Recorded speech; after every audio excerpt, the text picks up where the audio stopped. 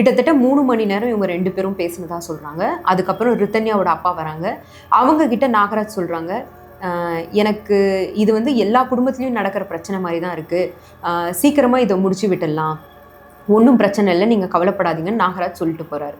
ஆனால் அதுக்கு முன்னாடி நடந்த நிகழ்வுகளை நம்ம நோட் பண்ணணும். நான் சொன்னது போல் வெள்ளிக்கிழமை நைட்டு தான் ரித்தன்யாவோட அம்மாக்கே ரித்தன்யா இந்த விஷயங்களை சொல்கிறாங்க. ஆனால் கிட்டத்தட்ட இந்த 78 நாட்களில் ஒரு 10 நாட்கள் கூட அவங்க சந்தோஷமாக இருந்திருக்கல அப்படின்னு சொல்கிறாங்க. அதில் அவங்க அப்பா கிட்ட வந்து அடிக்கடி பிரச்சனைன்னு வீட்டுக்கு வரும்போது அவங்க அப்பா கேட்குறாரு, என்னம்மா உனக்கு பிரச்சனை, இப்போவாச்சும் சொல்லுன்னு கேட்கும்போது, அப்பா நீங்கள் தான் சொல்லியிருக்கீங்க, ஒரு பிரச்சனை நடந்துச்சுன்னா பேசி முடிக்கிற அளவுக்கு இருந்துச்சுன்னா நீயே பேசி முடிச்சிரு, இல்லை அது ஒரு எக்ஸ்ட்ரீம்க்கு மேலே போகுதுன்னு நீ அப்பா கிட்ட வா, நான் அதை பேசி வைக்கிறேன்னு நீங்களே சொல்லியிருக்கீங்க, தீர்த்து முடிச்சிடுறேன்னு சொல்லியிருக்கீங்க. அதே போல தான் என்னால் இந்த விஷயத்த பேசி முடிக்க முடியும்னு நம்புகிறேன்ப்பா, நான் முடிச்சுட்டு உங்ககிட்ட சொல்கிறேன்னு சொல்லியிருக்காங்க.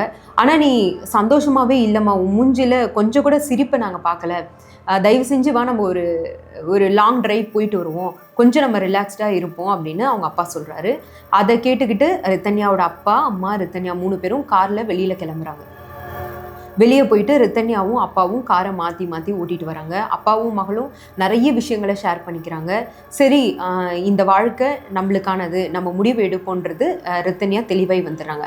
ஆனால் இதுக்கப்புறம் நாகராஜ் பேசின விஷயங்கள் தான் ரித்தன்யாவோட மூளையை குழப்பிருக்கு. என்னென்னா, நீ ஒன்று உன்னுடைய ஹஸ்பண்டை விட்டுட்டனா, உன்னுடைய கணவனை பிரிஞ்சு வந்தனா இந்த சமூகம் உன்னை ஏற்றுக்காது, இந்த சமூகம் ஏற்றுக்கினாலும் நீ அடுத்த கல்யாணம் பண்ணனா அது ஒரு கொடூரமான வாழ்க்கை, அதை தாண்டி உங்கள் அப்பா அம்மா கூட நீங்கள் கௌரவம் வாழ முடியாது அப்படின்னு நாகராஜ் பயமுறுத்திட்டு போயிருக்காரு. இது ரித்தன்யாவோட ஆழ் மனசுக்குள்ள ரொம்ப ஆணித்தனமாக வேரூன்று இருக்குது.